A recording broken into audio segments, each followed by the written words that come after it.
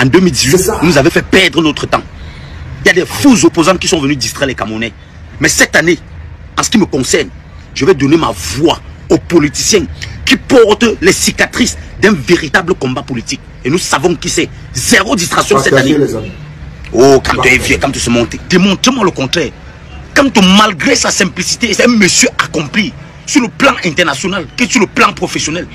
Quand c'est un monsieur prêt, c'est un monsieur qui a prouvé, tout le monde a vu, même sur le plan familial. C'est un monsieur qui a porté des grands combats. Les gens ont vu. Même son âge que vous parlez là est un avantage pour le Cameroun. Hein? L'âge de Kamto est une garantie qui ne peut pas faire plus de 2 mandats. Vous parlez de quoi? Ce n'est pas en 2025 que vous allez nous apprendre ce que c'est que la politique au Cameroun. Nous avons vu le combat de chacun. Nous avons vu Kamto épouser même les combats des autres opposants politiques. Mais depuis, aucun opposant n'a épousé le combat de Kamto. Tout ce qui vous intéresse, c'est oh la jeunesse, oh c'est monté, oh c'est descendu. Oh, vous mentez. Vous mentez. Cette année, je n'ai aucune intention de me laisser distraire. En ce qui me concerne, je dis, je n'ai aucune intention de me laisser distraire. Le candidat qui va pouvoir me convaincre cette année est celui qui va venir me démontrer qu'il est capable de supporter 10% seulement des persécutions que Kamto a subies devant nous, ici, depuis jusqu'à présent. On parle même de quoi? On parle même de quoi là? Supposons qu'au bout des montagnes de fausses accusations qui vivent même au harcèlement, vous finissez par avoir quand même quelque chose, soit une vidéo, un aveu, une petite preuve, et que bon, au finish, quand on décide par exemple de se retirer, ça devient un scandale, et au finish, quand on arrête, il lâche prise, il jette l'éponge, il dit qu'il ne fait plus la politique. Qu'est-ce qui va se passer? Je vous assure qu'aucun politicien là ne va dormir chez lui tranquille. Personne ne va dormir chez lui tranquille.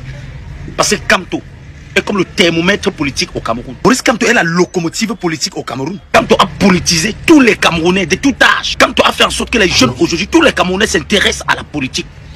Il y a plein de politiciens là qui s'agitent juste parce que quand ils se tournent là, ils regardent, ils voient Maurice Kamto. On est en train de parler d'un Camerounais qui est isolé du système judiciaire de son pays, comme s'il était un étranger au Cameroun. Nous voyons d'autres opposants politiques aller faire des procès et de gagner même des procès. Et venir nous pomper l'air, nous vendre le verbiage sur les réseaux sociaux. Si depuis qu'on accuse Kamto, toutes les accusations qui ont été portées contre la personne de Kamto là, si depuis qu'il porte plainte là, une seule plainte seulement aboutissait, c'est qu'il n'y a plus toutes ces accusations là à son endroit. On parle même de quoi là? Nous, on ne va pas bouger. Nous sommes derrière le bien. On s'attend à mieux que ça. Dites-nous même que c'est Maurice Kamto qui a tué Martinez Zogo. Nous sommes dans un pays où avant, il y avait quand même un semblant de honte. Actuellement, si, comme les gens sentent que bientôt il y aura les élections, et ils sentent peut-être la fin du système, et c'est que le pillage à ciel ouvert au Cameroun maintenant, c'est la magie. Je vous assure que tous les postes administratifs au Cameroun maintenant sont pires que les comptoirs dans les marchés. Je vous assure. Et c'est que le vol au Cameroun maintenant, c'est en cascade.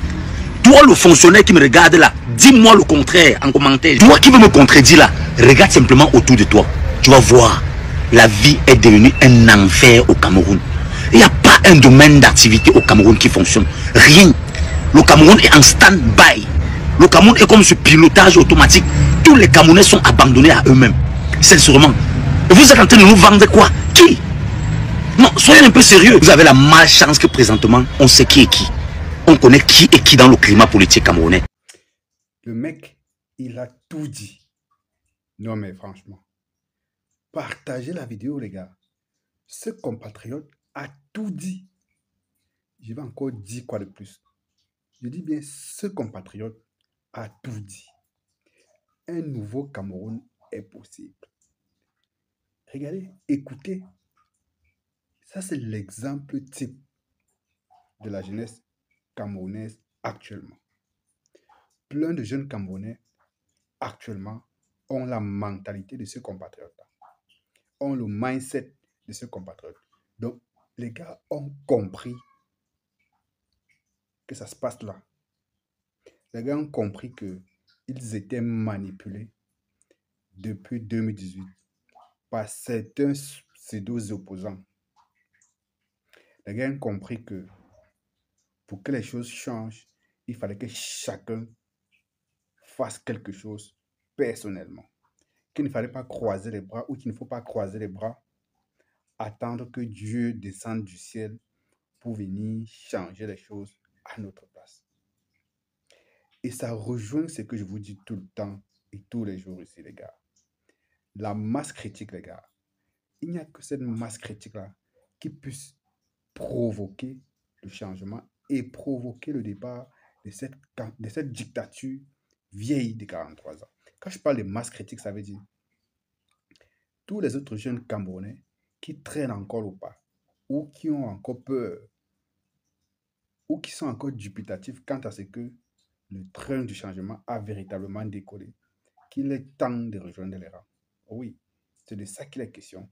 Parce que quand vous voyez un jeune prendre son courage, comme celui-là, ce jeune compatriote, faire son coup de gueule, prendre clairement position, ça veut dire que il est prêt à tout pour le changement. Il est prêt à aller voter et à défendre son vote. Il a déjà identifié son leader.